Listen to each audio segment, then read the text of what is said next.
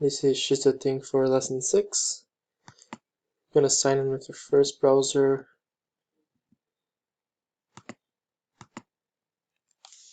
Over here, and then we can see that the profile information. Then I'm going to sign in with the second browser using a different account. You can see here it's different. So over here, it shows us the order history that we have. And let's test out by buying a lion and a giraffe.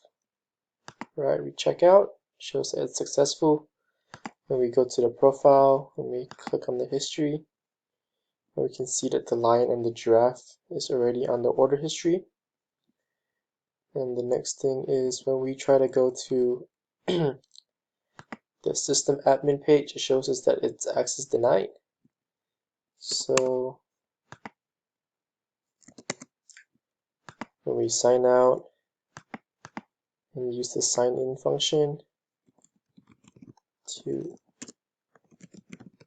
go to the sysadmin account, it shows us that we can go over here and we can also access the home page and the profile. So that is lesson 6.